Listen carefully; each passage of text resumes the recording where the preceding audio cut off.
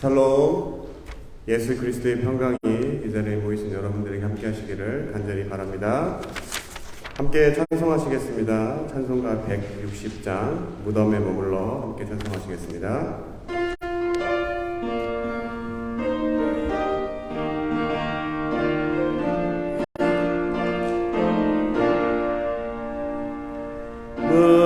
무덤에 머물러 예수 내 구주 새벽 기다렸네 예수 내 주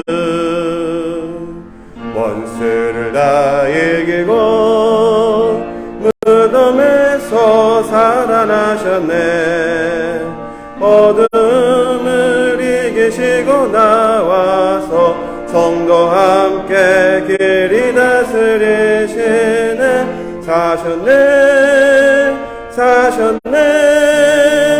예수 다시 사셨네 헛되이 지키네 예수 내 구주 헛되이 봉하네 예수 내 주 원수를 다 이기고 무덤에서 살아나셨네 어둠을 이기시고 나와서 성도 함께 길이 다스리시네 사셨네 예수 다시 사셨네 거기 못 가두네 예수 내 구주 우리를 살리네 예수 내 주 원수를 다 이기고 무덤에서 살아나셨네 어둠을 이기시고 나와서 성도 함께 길이 다스리시네 사셨네 예수 다시 사셨네 아멘. 찬송가 410장 내 맘에 한 노래 있어 한 장 더 찬송하시겠습니다.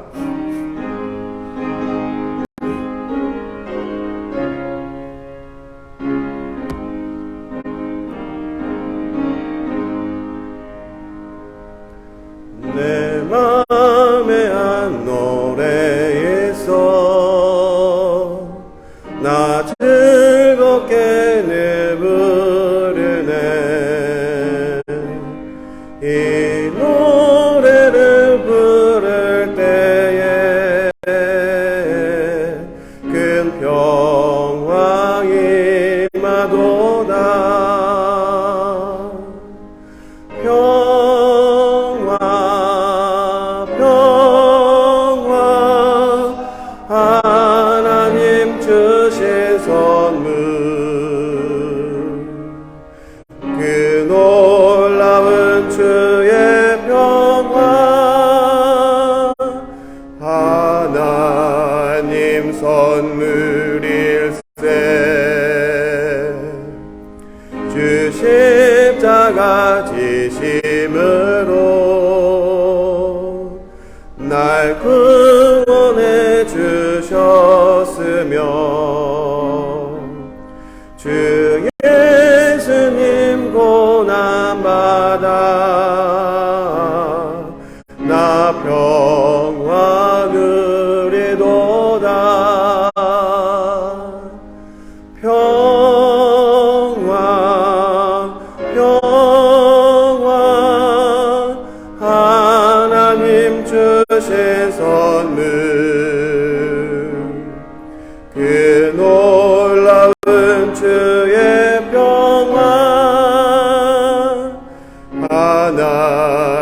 하나님 선물일세. 나 주님께 영광 돌려 참 평화가 넘치도다. 주 하나님 은혜로서 이 평화 누리도다. 평화 평화 하나님 주신 선물, 그 놀라운 주의 평화 하나님 선물일세. 이 평화를 얻으려고 주 앞으로 나아갈 때 주 예수님 우리에게 이 평화 주시도다. 평화 평화 하나님 주신 선물, 그 놀라운 주의 평화 하나님 선물일세. 아멘. 하나님 아버지 감사합니다. 이 땅 가운데 영원한 안식 평화를 주시기 위해서 예수 그리스도를 보내주시고 우리의 죄를 위해서 십자가에 달려 돌아가시고 죽음으로 끝나는 죄된 인간의 허무함이 아니라 성자 하나님, 거룩하신 하나님의 능력으로 다시 살리셔서 부활의 소망 되신 예수 그리스도를 우리가 알게 해주시니 감사합니다. 하나님, 우리 마음 가운데 날마다 분주한 세상의 일들을 통하여서 낙심하고 낭망하고 실망하는 삶을 살아가는 것이 아니라 부활의 소망 되신 예수 그리스도가 약속하신 그 평안을 누리길 원합니다. 이 시간 온전히 우리의 마음을 쏟아놓고 주님 앞에 간절히 기도하는 마음으로 예배드릴 때 우리의 근심 걱정, 모든 세상의 것들은 다 사라지게 주님 도와주시고 예수 그리스도 안의 평강이 성령님을 통하여서 이 시간 우리의 마음을 채워주셔서 우리가 드려지는 이 예배가 하나님을 기쁘시게 하는 산 거룩한 제사가 되게 주님 도와주시고 그로 인해 우리 입술을 통하여서 찬송과 감사가 떠나가지 않는 복된 삶으로 저희 모두를 초대하여 주시옵소서. 이 시간 주님의 이름으로 모여있는 우리 한인 성도님들의 모든 형편과 처지를 주님께서 다 기억하실 줄 믿습니다. 날마다의 삶 속에서 순간순간 우리는 낙심하고 좌절하고 우리의 뜻대로 되지 않을지라도 하나님의 신실하심을 믿는 믿음을 가지고 우리가 인내하며 살아갈 때 합력하여 선을 이루신 하나님의 놀라운 축복을 누리는 삶을 살아갈 수 있도록 주님 도와주시옵소서. 건강과 물질과 관계와 모든 것들 주님의 손 가운데 있음을 이 시간 맡기게 주님 도와주시고 하나님 앞에 온전히 우리가 드릴 것은 또 구할 것은 긍휼과 자비임을 이 시간 구합니다. 저희를 긍휼히 여겨주셔서 이 시간 거룩한 시간, 복된 시간으로 저희 모두를 축복하여 주시옵소서. 이 모든 말씀 살아계신 예수 그리스도의 이름으로 감사하며 기도드렸습니다. 말씀 함께 보겠습니다. 요한복음 20장 19절입니다. 요한복음 20장 19절입니다. 한 절이니까 한 목소리 함께 읽으시겠습니다. 이날 곧 안식 후 첫날 저녁 때 제자들이 유대인들을 두려워하여 모인 곳에 문들을 닫았더니 예수께서 오사 가운데 서서 이르시되 너희에게 평강이 있을지어다. 아멘. 오늘 특별히 오랜만에 힘든 발걸음 하셨습니다. 우리 이명희 권사님 다시 한번 교회에서 얼굴 뵈매 참 하나님께 감사드리고요. 이따 예배 끝나고 함께 인사 나누시고 좋은 시간 보냈으면 좋겠습니다. 엊그저께 성금요일이었죠. 네, 성금요일에 예수님이 십자가에 달려 돌아가시고 아리마대 사람 요셉이 예수님의 시체를 자신의 무덤에 장사를 지냈습니다. 그리고 사흘 후인 안식일이 지난 첫날 오전에 막달라 마리아와 다른 제자들이 함께 무덤에 찾아갔습니다. 그들은 그곳에서 예수님의 시체를 찾았지만 그곳에는 예수님이 없었고 비어있는 무덤뿐이었습니다. 그래서 제자들은 모두 집으로 돌아가고 마리아만 그곳에 홀로 남아서 예수님의 시체가 없어진 것을 슬퍼하고 있었습니다. 그때 예수님이 마리아에게 나타나셔서 자신이 부활하셨음을 알리시고 또한 제자들에게 알리라고 당부를 하셨습니다. 하지만 제자들은 부활의 사실을, 바로 예수님의 부활의 사실을 아는지 모르는지 예수님을 십자가에 못 박으라고 외친 무리들, 바로 유대인들을 두려워하여서 자신들이 모인 곳에 문을 걸어 잠그고 숨어 있었습니다. 그리고 바로 그러한 그들 가운데 오늘 본문에도 나와 있지만 부활하신 예수님이 처음으로 나타나셔서 이렇게 말씀하셨습니다. 20절 뒤에죠. 평강이 있을지어다. 불안함과 걱정 등 여러 가지 혼란스러운 감정들이 뒤섞여서 정말 너무나도 두려운 마음에 모여있던 제자들에게 예수님이 나타나셔서 그들의 마음을 꿰뚫어 보신 것처럼 평강이 있을지어다 라고 말씀하셨습니다.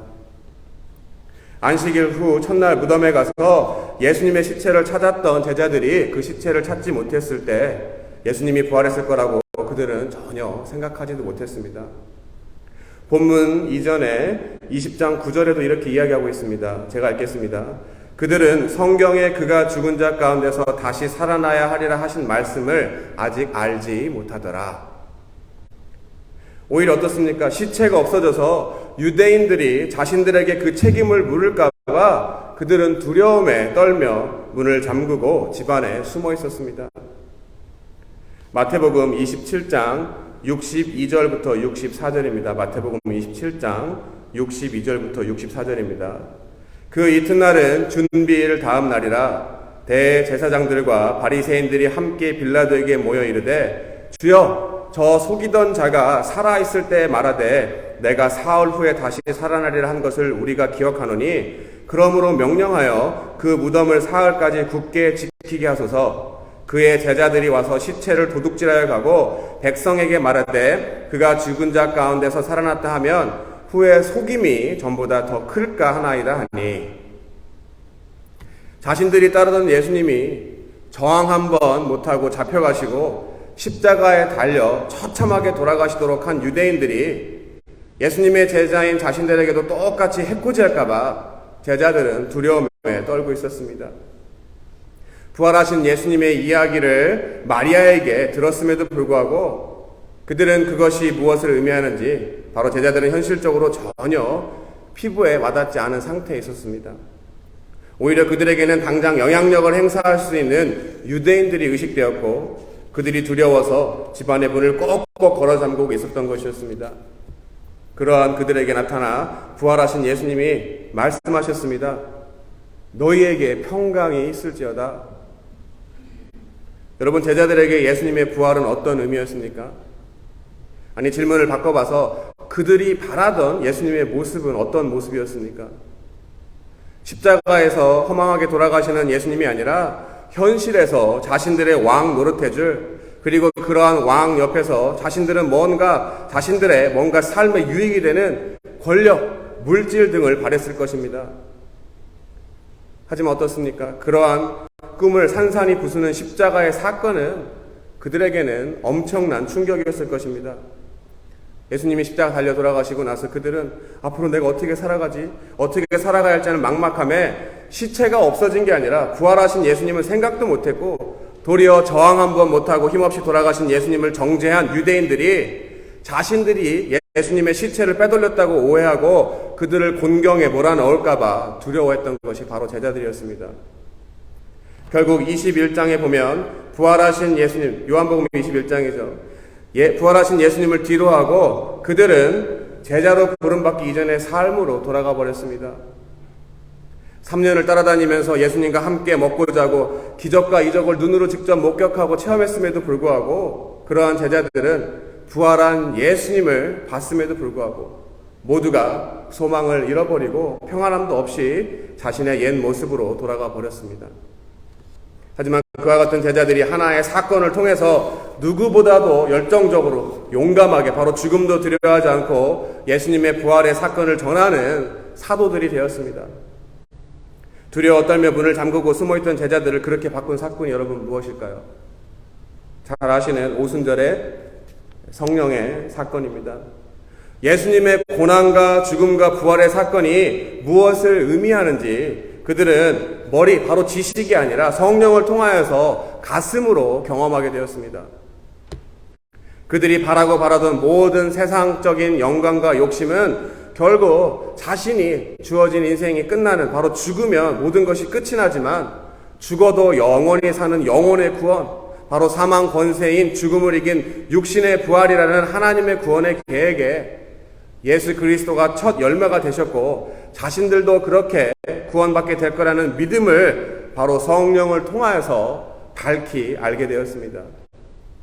그로 인해서 현재 육신의 몸을 입고 있기 때문에 세상에 속해 있지만 더 이상 세상에 속하지 않은 하늘에 속한 천국 시민으로서 하나님 나라의 복음, 바로 그 구원의 복음을 전하는 삶을 사는 제자들로 거듭난 것이 바로 오순절 성령의 사건이었습니다.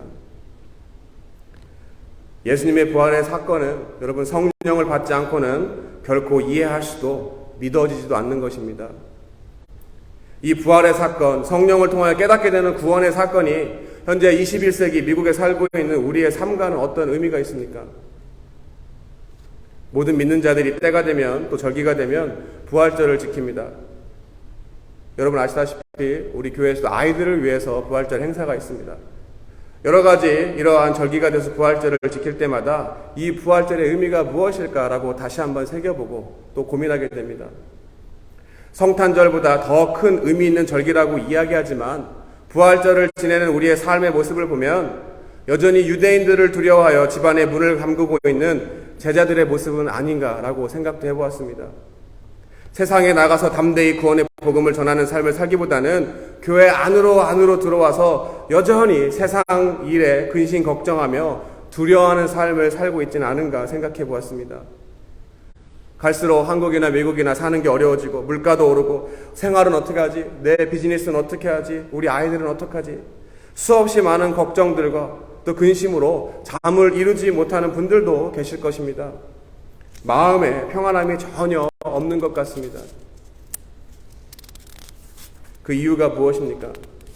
첫째로 우리가 예수님을 믿고 따르는 이유가 무엇인지 다시 생각해 볼 필요가 있습니다. 당시의 제자들처럼 내가 예수 믿는 것을 통해서 이 땅 가운데 무엇인가 내가 바라는 것을 얻고자 예수님을 믿었던 거라면 본문의 제자들처럼 결코 두려움에 밖으로 나갈 수가 없는 것입니다. 여러분 육신의 일들이 나쁘다고 이야기하는 것이 아닙니다. 믿는 사람이든 믿지 않는 사람이든 누구나 먹고 마시는 거, 먹고 사는 거 중요한 일입니다. 하지만 그것만이 나의 삶의 중심이 되어서 그것 때문에 예수님을 믿고 예수님을 통해서 그것만을 누리려고 했다면 이미 올바른 길에서 벗어난 신앙인 것입니다. 여러분 잘 아시죠? 하나님 나라는 먹고 마시는 데 있는 게 아니라 그리스도 예수 안에서 의와 평강과 희락이라는 말처럼 그리스도를 통해서 우리의 본질적인 문제, 우리가 어디로부터 와서 어디로 가는지, 우리가 또 왜 사는지에 대한 궁극적인 질문들, 그리고 가장 중요한 영혼의 문제, 죽음의 문제로부터 우리가 구원을 얻어야 하는 존재이고 오직 예수 그리스도만을 통해 구원받을 수 있고 그 구원을 통해 오는 기쁨과 평안을 누리며 하나님의 공의를 외치며 사는 삶이 바로 믿는 자들의 삶의 모습이고 우리가 교회 공동체로 모여있는 이유인 것입니다. 이미 우리가 이 땅 가운데 나와서 발을 딛고 사는 이상 누구나 그 순서를 알 수 없지만 다 한 번 다 죽게 되어 있습니다. 바로 영원한 하나님으로부터 분리되어 죽고 썩어지는 유한한 인간이 되었다는 것, 이것 자체가 우리가 인정하던 인정하지 않던 이미 우리가 죄인이고 심판받았다는 것입니다. 하지만 사망에서 생명으로 부활의 첫 열매가 되신 예수 그리스도로 말미암아 우리가 회복되어진 모습으로 하나님과 영원히 살 수 있는 하나님 나라의 소망, 바로 우리가 죽어서도 영원히 살고 살아서도 영원히 죽지 않는 구원의 진리로 말미암아 자유함을 누리고 사는 삶이 우리 신앙의 본질인 것입니다. 이 소망이 우리 마음 가운데 있을 때 세상에 어떠한 어려움과 고난이 몰려와도 움츠려 들지 않고 가슴 펴고 당당하게 진정한 평안함을 또 기쁨을 누리며 살 수가 있는 것입니다. 혹 진보적 성향의 기독교인들이 제 이야기를 듣고 죽고 나서 가니 이 땅 가운데 바로 이 땅에 하나님 나라가 임해야 한다, 현실에 너무 관심 없는 종말론적인 신앙이다, 또 보수적인 신앙이다라고 이야기할 수도 있습니다. 하지만 사도 바울이 고린도전서 15장 19절 20절에 분명히 밝히 이야기하고 있습니다. 만일 그리스도 안에서 우리가 바라는 것이 다만 이 세상의 삶뿐이면 모든 사람 가운데 우리가 더욱 불쌍한 자이리라. 그러나 이제 그리스도께서 죽은 자 가운데서 다시 살아나사 잠자는 자들의 첫 열매가 되셨도다. 우리가 처한 앞을 알 수 없는 현실의 삶을 가장 거룩하며 가장 행복하고 평안한 마음으로 살기 위해서는, 그리고 이 땅 가운데 하나님 나라를 이루기 위한 천국 시민으로 살기 위해서는 무엇보다 먼저 부활의 사건이 제 이야기가 아니라, 다른 사람의 이야기가 아니라 내 개인의 사건이 되어야 합니다. 이 땅에 소망을 두지 않고 살면 욕심내지 않고 거룩하게 살 수가 있습니다. 하지만 이 땅 가운데 소망을 들고 사기 때문에 우리가 욕심내고 살아가는 것입니다. 이곳에서 뭔가 이루기 위해서 살다 보니까 욕심에 사로잡히게 되고, 욕심에 사로잡히다 보니까 죄에 짓고 살게 마련인 것입니다. 그렇기 때문에 부활의 소망, 영혼의 구원, 예수님이 누리라고 한 평강을 경험하기 위해서는 우리가 반드시 성령을 체험하고 성령을 받아야 합니다. 여러분, 이미 십자가의 사건으로 하나님 앞에 나아가는 우리를 가로막는 성소의 휘장이 이미 찢어지고 허물어졌습니다. 그리고 그러한 예수 그리스도의 희생으로 우리는 하나님을 아버지라 부를 수 있는 자녀된 권세를 누리고 있습니다. 그리고 그의 앞에 담대히 나가서 하나님 앞에 우리가 부르짖을 수 있는 것입니다. 누가복음 11장 13절에 이야기합니다. 너희가 악할지라도 좋은 것을 자식에게 줄 줄 알거든 하물며 너희 하늘아버지께서 구하는 자에게 성령을 주시지 않겠느냐 하시니라. 예수님의 약속의 말씀처럼 우리가 하나님 아버지의 이름을 간절히 부르며 기도하면 하나님께서는 우리에게 선물로 성령을 주시기로 분명히 약속하셨습니다.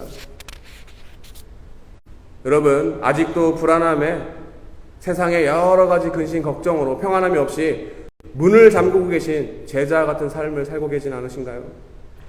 오늘 이 하루, 아니 언제 끝날지 모르는 우리의 근심 걱정 가득한 육신의 몸에 갇혀 지내는 동안 오히려 부활의 소망 되시는 예수 그리스도를 생각하며 하나님 앞에 무릎 꿇고 간절히 기도하며 내 신앙의 본질이 무엇인지, 어디에 있었는지 돌아보시고 혹시 잘못되었다면 회개하는 한 주가 되시기를 이 시간 권면합니다. 그리고 간절히 주 앞에 간구할 때 선물로 주시는 성령을 통하여서 세상의 근심과 염려와 걱정, 불안함이 모두 다 사라져버리고 세상에서는 절대 줄 수 없는 예수 그리스도 안에 참된 기쁨과 평안이 오늘 본문의 말씀처럼 평안을 누릴지어다 하는 그런 복을 누리시는 저와 여러분 모두가 되시기를 예수 그리스도의 이름으로 간절히 축원합니다. 기도하겠습니다. 하나님 감사합니다. 우리를 세상 가운데 그냥 허무하게 죽는 고아와 같이 내버려 두지 않으시고 예수 그리스도의 십자가의 사건, 그리고 부활의 예수님을 통하여서 부활의 첫 열매가 되셔서 우리가 영원한 하나님 나라를 바라고 소망할 수 있는 삶을 살게 해주시니 감사합니다. 하나님 아버지, 이 시간 아버지 앞에 우리가 머리 숙여 예배하고 기도합니다. 하나님, 우리 삶 가운데 성령님을 경험하고 체험할 수 있게 주님 도와주시고, 성령님이 우리에게 밝히 말씀하여 주셔서 2000년 전에 먼 나라의 이야기가 아니라 내 개인의 간증이 되어지게 주님 도와주시고, 부활의 능력을 경험하여서 예전에 내 자아는 십자가에 죽어지고 예수 그리스도 안에 다시 살아난 새로운 생명의 거듭난 삶으로서 날마다 주님이 기뻐하시는 삶의 우선순위를 두고 살아갈 때 우리가 구하지 않은 것까지도 채워주시는 놀라운 하나님의 축복을 우리가 누리며 많은 사람들에게 베푸는 삶을 살아갈 수 있도록 주님 축복하여 주시옵소서. 이 시간 사랑하는 성도님들의 모든 형편과 처지를 주님 너무나 잘 아십니다. 하지만 그것보다 우리가 정말 하나님을 기뻐하시는 삶을 살아가고 있는지 점검할 수 있는 복된 시간 되게 주님 도와주시고, 70번에 7번까지라도 용서하시는 긍휼의 하나님 앞에 우리의 죄를 토로하고 주님의 보혈의 공로를 의지하며 우리가 간구할 때 다시 한번 정결한 모습으로 주님을 예비하는 그러한 신부의 삶을 살아갈 수 있도록 주님 축복하여 주시옵소서. 하나님, 이 교회를 향하신 하나님의 뜻을 우리가 정확히 알 수 없을 때가 있습니다. 하지만 무엇보다 다른 상황들을 보는 것이 아니라 내가 먼저 주님이 기뻐하시는 그 한 사람이 되었을 때 우리가 연합하여서 다시 한번 이곳 가운데 하나님의 부흥이 일어날 줄 믿습니다. 그러한 믿음으로 우리가 끝까지 인내하며 기도할 수 있도록 그 마음 동안 허락하여 주시옵소서. 이 모든 말씀 살아계신 예수 그리스도의 이름으로 감사하며 믿고 기도드렸습니다. 아멘. 주기도문으로 예배 마치겠습니다. 하늘에 계신 우리 아버지여, 이름이 거룩히 여김을 받으시오며 나라의 임하옵시며 뜻이 하늘에서 이루어진 것 같이 땅에서도 이루어지이다. 오늘날 우리에게 일용할 양식을 주옵시고 우리가 우리에게 죄 지은 자를 사하여 준 것 같이 우리 죄를 사하여 주옵시고 우리를 시험에 들게 하지 마옵시고 다만 악에서 구하옵소서. 대개 나라와 권세와 영광이 아버지께 영원히 싸움나이다. 아멘.